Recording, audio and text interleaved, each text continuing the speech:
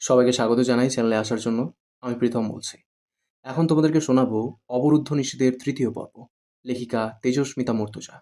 তো চলো শুরু করা যাক। অন্তুদের এলাকায় একবার ব্রাক ব্রাঞ্চ পরিচালিত গণশিক্ষার কার্যক্রম এসেছিল। সেখানে বয়স্কদের শিক্ষা দেওয়া হয়। সে তখন এইচএসসি পরীক্ষা দিয়ে দিনাজপুরেই টুকটাক কোচিং করছে। শখের বিষয় বড় নিরক্ষর মানুষদের শিক্ষা দেওয়া। সেও শিক্ষিকা হিসেবে যোগদান করেছিল সেখানে। সেখানেই পরিচয় হয়েছিল তাহসিনের সাথে ওর। তাসিন ওর প্রেমে পড়ল। বাড়ির লোকদের সাথে, বিশেষ করে রাবেয়ার সাথে খুব সখ্যতা গড়ে উঠেছিল তার। রাবেয়া মানুষটা যুবকদের সাথে খুব তাড়াতাড়ি মিশে যান। ভোলাপালা সরল নারী যাকে বলে। এক পর্যায়ে দানিশ যখন প্রস্তাব দিল বিয়ের, সাফ মানা করেছিল অন্তু। সে বিয়ে করবে না। এমনকি সে কখনো তাসিনকে প্রেমিকের মতো নজরেই দেখেনি। তাসিন নিজ থেকেই উতলা হয়ে পড়েছিল। এরপর কিছুদিন কেটে গেল। তাসিন হাল ছাড়ল। মার্জিয়া নিজের বোন বিথির সাথে তাসিনের বিয়ে দিল।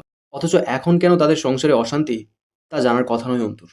তাসিনের সাথে কোনো কালেই তার বিশেষ যোগাযোগ ছিল না। মার্জিয়া কুষ্টিয়ার মেয়ে। তাকে ভাগিয়ে নিয়ে চলে এসেছিল অন্তিক। সেই নিয়ে মাস্টারমশাই আমজাদ সাহেবের নামও খারাপ হয়েছিল বিশেষ। দুটো থাপ্পড় মেরেছিলেন আমজাদ সাহেব ছেলের গালে।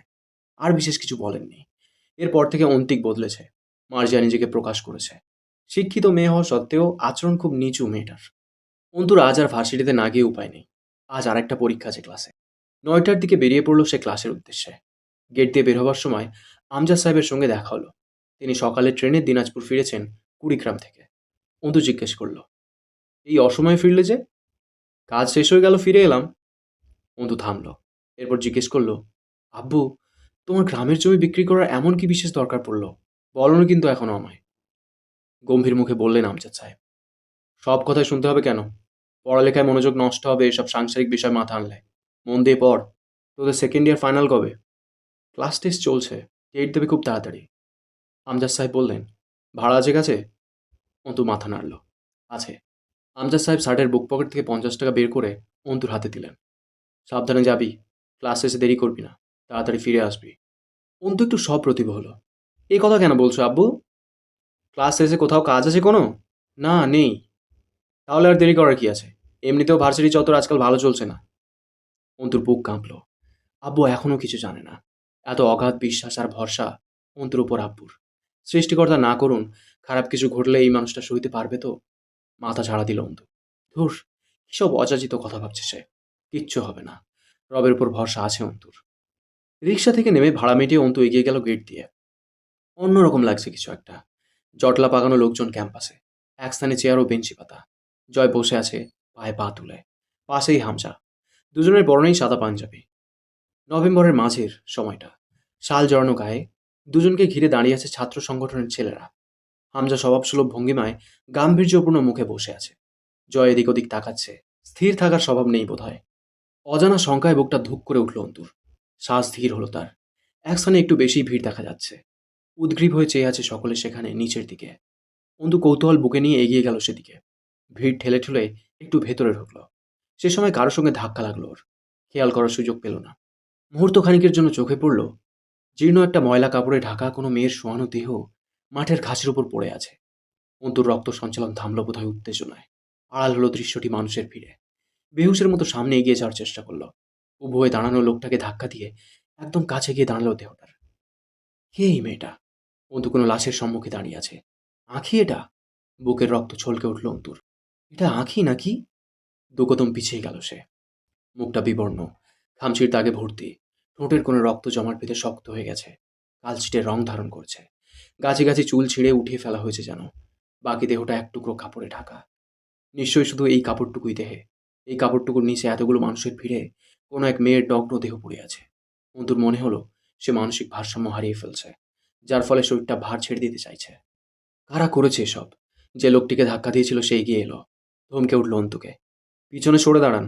এত কাছে এসে দাঁড়াবেন না। সরুন, পিছিয়ে যান। স্পষ্ট বিন্যস্ত ভাষা, ভরাট আদেশমূলক কণ্ঠস্বর। নজর তুলে তাকালো অন্তু। কালচে খয়েরি ইনসার্টে একটা ফর্সা মতো পুরুষ। অন্তুকে উপেক্ষা করে হাতা গোটাতে গোটাতে গিয়ে লাশের মাথার কাছে বসলো। ইন্সপেক্টর রশিদ ডাকলো তাকে। মুস্তাকিন, আপনার ফোন বাজছে। মুস্তাকিন ভিক্টিমের দেহ থেকে চোখ না তুলেই বলল, পরে অ্যাটেন্ড করছি, রেখে দিন। অন্তুর চোখ ভিজে উঠেছে। না, আর নিয়ন্ত্রণে আসছে না। ওই যে ক্ষতবিক্ষত মেয়েটার মুখ, হিঁচড়ানো আঁচড়ের দাগ, চোখের নিচটা ফ্যাকাশে কালো বর্ণের হয়ে উঠেছে। সম্মান লুটিয়ে দেবে না বলে নিশ্চয়ই খুব হাঁচড় পাচড় করেছিল মেয়েটা। অন্তু ভিড় ঠেলে বেরিয়ে এলো। তার বুকের তোলপাড়ে নিঃশ্বাস বন্ধ হয়ে আসছে। আব্বু রোজ পত্রিকা পড়ে রেখে দেয়, সেখানে এমন ঘটনাগুলো চোখে পড়ে। আজ সেই পত্রিকা ভেদ করে প্রথমবার কোনো খুব লেখা মেয়ের মরদেহ সম্মুখে এসে পড়েছে। এগুলো আসলেই হয়। কান্নার তোর সামলানো মুশকিল হচ্ছে। উতলে ওটা দুধের মতো বলক দিয়ে আসছে বুক ভাঙা কান্না। অবাক হলো সে। সে কোনোদিন এভাবে কাঁদেনি। এরকম দুর্বল তো তার হৃদয় নয়। লোকের মুখে বহু শুনেছে অন্তর মাঝে নারীসুলভতা নেই, সে কঠিন। আজ সেসব মিথ্যে প্রমাণিত হতে চাইছে কেন? কিসের ভয় আড়ষ্ট করে তুলতে চাইছে অন্তুকে? আখের ওই কাটাছেঁড়া দেহের প্রতীকে? আরো দূরে চলে এলো। মুখের নেকাবটা খুলে ফেলল। ব্যাগের সাইড থেকে পানির বোতল বের করে পানির ছিটা দিল চোখে মুখে। টিস্যু দিয়ে মুখটা মুছে দুটো শ্বাস নিল জোরে জোরে। ধমকালো নিজেকে। আশ্চর্য! এত ভঙ্গুর হয়ে পড়ছো কেন তুমি অন্তু? তুমি তো এমন নও। কোথা থেকে যেন পাগলের মতো ছুটতে ছুটতে এলেন সালমা খালা। বুক চাপড়ে আহাজারি করতে করতে ছুটে এসে ধপ করে বসে পড়লেন মেয়ের লাশের পাশে মাটিতে। তার করুণ কান্নার সুর আকাশ বাতাসে আলোড়ন মিছিল তুলেছে। কি হৃদয় ছিদ্রক সেই মায়ের আহাজারি! অন্তুর চোখ বোধহয় আবার ভরে উঠেছে। নিজের উপর রেগে উঠল অন্তু। কি মুসিবত! এভাবে ভেঙে পড়লে জীবনকে মোকাবেলা করবে কি করে? কিসের মোকাবেলা? ওই তো একটা মেয়ে ছিন্ন ভিন্ন লাশ হয়ে পড়ে আছে মাঠের উপর। অন্তুও তো মেয়ে। জঙ্গলের জানোয়ারেরা কবে যে মানুষের মতো রূপ ধরে মানুষের সমাজে বাস করতে লেগে পড়েছে। তাদের মোকাবেলা করতে হলে ভঙ্গুর হলে চলবে কেন? একটা মেয়ে দৌড়ে এসে সালমা খালাকে ধরল। খালার বোধহয় দাঁত লেগে গেছে। কান্না থেমে গেছে। মেয়েটার বুকে নিথর পড়ে আছেন। এটাই বোধহয় আঁখির ভাবি। অন্তুর চোখের সামনে অপরিকল্পিতভাবে একটা ভয়ঙ্কর দৃশ্য ভেসে উঠল। আঁখির স্থলে সে পড়ে আছে। রাবেয়া বেগম কাঁদছেন। আচ্ছা, মার্জিয়া এসে কি ওভাবে এসে ধরবে রাবেয়াকে? বুকে জড়িয়ে নেবে? শক্ত হলো অন্তুর চোয়াল। মেরুদণ্ড সোজা করে দাঁড়ালো। কে করেছে এসব? জয়? হামজা? সেদিন তানিয়া যে কথাগুলো বলছিল, তার কতটুকু বাস্তব? যা তানিয়া বলেছে সেটুকুই, নাকি আরও কিছু আছে? ওই তো দুজন বসে আছে আরাম করে, গাম্ভীর্যপূর্ণ চেহারা নিয়ে চেয়ারের উপরে। গিয়ে জিজ্ঞেস করবে কেন করেছিস এসব? ব্যথা লাগেনি বুকে? আঁখি যখন চিৎকার করে বাধা দিয়েছিল তোদের? কোন ভিত্তিতে এই প্রশ্ন করবে অন্তু জয়কে গিয়ে? প্রমাণ তো নেই। দুজনে রাজনৈতিক দলের নেতাকর্মী। যে ছেলেগুলো ঘিরে দাঁড়িয়ে ভাই ভাই করে ডাকছে দুজনকে, ওরা কি ছাড়বে অন্তুকে? চোখের পানিতে নেকাবের ওড়না ভেজে উঠল। মুখের ওপর থুতনিতে পানি জমেছে। ঘুরে দাঁড়িয়ে নেকাব খুলে চোখ দুটো মুছে নিল শক্ত হাতে। এগিয়ে গিয়ে দাঁড়ালো ওদিকে। ছাত্রছাত্রীরা নিস্তেজ চোখে দাঁড়িয়ে দেখছে এই রঙ্গ তামাশার খেলা। মোস্তাকিন আঁখির ভাবি চাঁদনিকে বলল, আপনারা ওনাকে ভিকটিমের কাছ থেকে দূরে নিয়ে যান। আমাদের কাজ করতে দিন। এই স্পটে আপনারা না ঢুকলে সুবিধা হয়। সালমা বেগম কিছুক্ষণ পরপর চিৎকার করে উঠে বসে বুকে হাত ঘষছেন। আবার নিস্তেজ হয়ে পড়ছে ওনার শরীরটা। অন্তুর মনে হলো মুস্তাকিন লোকটা কসাই টাইপের। এমনিতেও সরকারি কর্মকর্তারা তাই হয়। মুস্তাকিন একটু দূরে দাঁড়িয়ে থাকা আঁখির ভাই সোহেলকে ডাকলো। সোহেল একদৃষ্টে বোনের লাশের দিকে তাকিয়ে আছে। তার চোখে পানি নেই। বোনের বয়স কত? 17? না, 17 পড়েছিল না। 4 মাস এখনো বাকি। মুস্তাকিনের ডাকে এগিয়ে গেল একটু। মুস্তাকিন কোনো রকম শিরোনাম ছাড়া প্রশ্ন করল, কবে এসেছেন দেশে? সোহেলের দৃষ্টি এখনো আঁখির লাশের দিকে। সে আনমনে জবাব দিল, 4 দিন হলো। কোন দেশে থাকতেন? দুবাই। কি কাজ করতেন সেখানে? রাজমিস্ত্রি। হাত সাটারিংয়ের কাজ করতাম। আঁখিকে লাস্ট কবে দেখা গেছিল বাড়িতে? চাঁদনি বলে, সপ্তাহখানেক আগে। নিজেদের সামলান এবং আমাদের সাহায্য করুন তদন্তের কাজে। এভাবে কান্নাকাটি করে কোনো রকম বিচার পাবেন বলে মনে হয়? শক্ত করুন নিজেদের। এক প্রকার ভয় খেয়ে গেল সোহেলের চেহারায়। না স্যার, কোনো বিচার লাগবে না তো। আমরা কোনো বিচার চাই না। আপনি খালি আমার বোনের লাশ দেন, বাড়ি নিয়ে যাই। কারো বিরুদ্ধে অভিযোগ নাই আমাদের। মোস্তাকিন ঠোঁটে ঠোঁট গুজে নিচে তাকালো। কেউ হুমকি দিয়েছে আপনাদের? সোহেল মাথা নাড়ল। না না, হুমকি দেবে কে? মোস্তাকিন দূর থেকে জয় ও হামজার দিকে তাকিয়ে জিজ্ঞেস করল, কাউকে সন্দেহ করছেন? সোহেল আবারও দ্রুত মাথা নাড়ল। না। কণ্ঠস্বরে প্রাণ নেই। নিষ্প্রভ গলার স্বর। মোস্তাকিন বাম হাত পকেটে গুজে বলল, এসে থেকে শুনছি সকলের ধারণা কাজটা পাটোয়ারি পরিবারের 2 ছেলে করেছে। আপনাদের কি ধারণা? সোহেল দ্রুত জবাব দিল, না না স্যার, ওনারা কেন করবেন এইসব? ওনারা তো সব ঠিক করে দিতে চাইছিলেন। আমরাই উঠি নাই বাড়ি থেকে। এখন চলে যাব, ঝামেলা মিটে যাবে। অগোছালো অযাচিত কথা সোহেলের। বোনের মরদেহ পড়ে আছে বিশ্ববিদ্যালয় প্রাঙ্গণে। তারা বাড়ি খালি করার স্বীকারোক্তি দিচ্ছে। চরম ঘাবলা বিষয়। আবার সহজও বলা চলে। খুব বেশি ভয় পেয়েছে, অথবা কিছু লুকানোর চেষ্টা, গা বাঁচানোর চেষ্টা। আচ্ছা, এরা কি জানে মেয়েটাকে ধর্ষণ করে মারা হয়েছে? গলায় আটকাচ্ছে খুব তার। এই পেশা জীবনে প্রথমবার বোধহয় এসে সংকুচিত হচ্ছে মোস্তাকিনের বিষয়ে। কেন হচ্ছে? সে আসলে রেপ কেস হ্যান্ডেল করেনি আগে সেভাবে। আচ্ছা, ওরা কি বুঝতে পারছে না এই যে বিবর্ণ চাদরে ঢাকা দেহটার বহিরাগত মুখটা বিভীষিকাময় এক ঘটনা বর্ণনা করছে, তা বুঝতে পারছে না বাড়ির লোক? না বুঝলে মা অভাবে বেহুশ হয়ে পড়ছে বারবার? না, বলতে পারবে না। সে বুঝল এই কাজটা অন্য কাউকে দিয়ে করাতে হবে। ভয় পাচ্ছে এরা। সে চাঁদের দিকে এগিয়ে গেল। সালমা খালাকে ছাত্রীরা পানি ঢালছে। চাঁদনি বসে আছে মাঠের ওপর। মুস্তাকিন গিয়ে হাঁটু ভাঁজ করে উবু হয়ে বসলো চাঁদনির পাশে। জিজ্ঞেস করল, আঁখি কবে থেকে নিখোঁজ ছিল? চাঁদনি চোখটা মুছল মলিন শাড়ির আঁচল দিয়ে। সপ্তাহখানেক আগে দুপুরে স্কুল থেকে বাড়ি আসছে। টেস্ট পরীক্ষা চলতেছিল এসএসসির। বিকালে বাইর হয়ে গেল কোচিংয়ে যাওয়ার জন্য। এই তো ফিরে আসছে স্যার। অন্তুর কলিজায় মনে হলো সজোরে এসে একটা তীর তীব্র বেগে গেঁথে গেল। এই তো ফিরে আসছে স্যার। চাঁদনির কথায় মুখ ফিরিয়ে নিল ঠোঁট কামড়ে। মুস্তাকিন উঠে দাঁড়ালো। রশিদকে ডাকলো, এদিকে আসুন। জি স্যার। রশিদ এগিয়ে গেল। মুস্তাকিন তার হাত থেকে ফোনটা নিতে নিতে বলল, যত দ্রুত সম্ভব তদন্তের কাজ শুরু করুন। বডিটাকে ফরেন্সিক ল্যাবে পাঠাবার ব্যবস্থা করুন as soon as possible. Rashid মাথা নাড়ল। আবার বলল, কিন্তু স্যার, গার্জিয়ানরা তো লাশ বাড়ি নিতে চাচ্ছে। খুব জেদ ধরে আছে। কোনোভাবেই তারা লাশ কাটাছাড়া করতে দেওয়া রাজি না। আপনি একটু কথা বলুন ওদের সঙ্গে। মুস্তাকিন মাথা নাড়ল। আচ্ছা, কথা বলছি। দ্রুত করুন। ক্যাম্পাসে লোক জড়ো হচ্ছে। একটা হাঙ্গামা হবার চান্স আছে। তার আগেই বডি ট্রান্সফার করুন মর্গে। কখন কে জানে জনতার মাঝে বিক্ষোভ জেগে ওঠে। রশিদ মাথা নেড়ে চলে গেল। মুস্তাকিন মোবাইল হাতে নিয়ে এগিয়ে গেল সামনের দিকে। রশিদ এসে পাশে দাঁড়ালো। তখনই প্রিন্সিপাল স্যার এগিয়ে এলেন ওদের দিকে। হাত বাড়িয়ে হ্যান্ডশেক করলেন মুস্তাকিনের সঙ্গে। আমি প্রিন্সিপাল ইউসুফ সিরাজি। মুস্তাকিন মাথা নাড়ল সামান্য। সৈয়দ মুস্তাকিন মহান, investigator, police bureau of investigation department. Principal sir রশিদের সঙ্গে হাত মেলালেন। রশিদ নিজের পরিচয় দিল। রশিদ আলম, ইন্সপেক্টর অফ থানা পুলিশ। প্রিন্সিপাল দুঃখ প্রকাশ করলেন। কি হচ্ছে ভার্সিটিতে আজকাল? ছেলেমেয়েরা আতঙ্কিত। কারা এসব করেছে কে জানে। মুস্তাকিন কথার মাঝখানেই ফোন কানে ধরে অন্যদিকে চলে গেল। রশিদ প্রিন্সিপালের কথায় অনিচ্ছাকৃত হু হ্যাঁ ঘাড় নাড়তে লাগলো। এডাইজি স্যারের কল এসেছে কমপক্ষে 10 বার। মুস্তাকিন বিরক্ত হলো বেশ। প্রথমত এরা হুকুম করেই খালাস। এরপর আবার তথাকথিত তাগাদার নামে বিরক্ত করে ছাড়ে। কল ব্যাক বা রিসিভ না করে পকেটে ঢুকিয়ে রাখলো। এগিয়ে গেল মাঠের অপর প্রান্তে। হামজা উঠে দাঁড়িয়ে হ্যান্ডশেক করলো। জয় ফোন থেকে মাথা তুলল। Good job officer. মুস্তাকিন সামান্য হাসলো অদ্ভুত ভঙ্গিতে। Thank you. এরপর হুট করেই বলল, লোকে আপনাদের দিকে আঙুল তুলছে। আপনাদের কি খেয়াল? হামজা হাসল। আপনি তুলছেন না আঙুল? আমি আমজনতার থেকে খানিক আলাদা। বলা চলে নিজের পেশার খাতিরেই। প্রমাণ ছাড়া আঙুল তুলে চাকরি থাকবে না। হামজা ছেলেদের চলে যেতে ইশারা করলো। তারা একে একে জায়গা ছাড়ল। ওই তো খানিক দূর থেকে মেয়ে হারা মায়ের কান্নার ধ্বনি ভেসে আসছে। লোকের চাপা গুঞ্জন।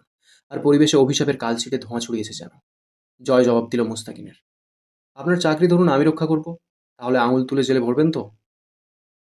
মুস্তাকিন বসলো দুজনের সামনে একটা চেয়ারে। সূর্যের তেজ ও আলো কমে উত্তরে হাওয়া এসে গায়ে লাগছে। কাঁধে ঝুলিয়ে রাখা ডেনিম জ্যাকেটটা গায়ে চড়িয়ে বলল, আপনার শখ বা শাস্তি সহ্য করার কনফিডেন্স, কোনটা ধরবো? হামজা একবার ঘাড় ফিরিয়ে জয়ের দিকে তাকিয়ে আবার মুস্তাকিনের দিকে ফিরে প্রসঙ্গ বদলালো। কিছু জিজ্ঞেস করতে চান অফিসার? মুস্তাকিন সরাসরি কথা এলো। আপনারা আমাকে ডেকেছেন সকাল 8টার দিকে। তাহলে এখানে লাশ ফেলে রেখে যাওয়া হয়েছিল ঠিক কখন?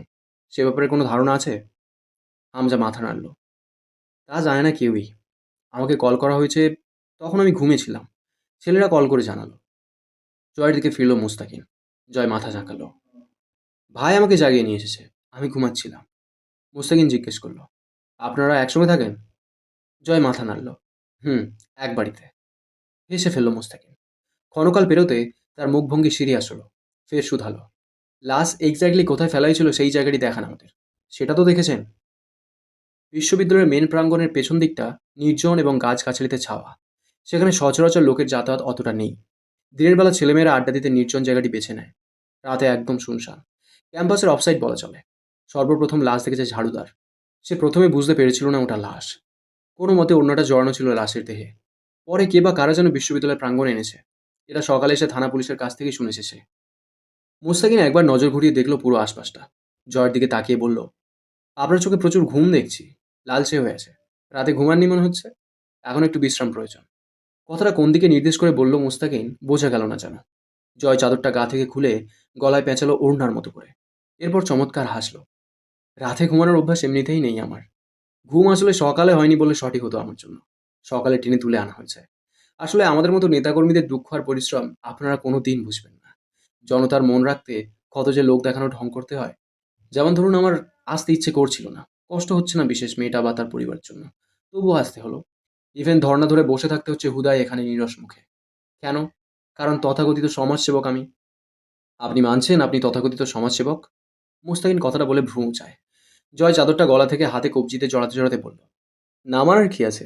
আমি ভালা না তা লোক জানে আমি জানার আগেই। আমি জেনে লোককে জানিয়েছি, এরপর লোক জেনেছে।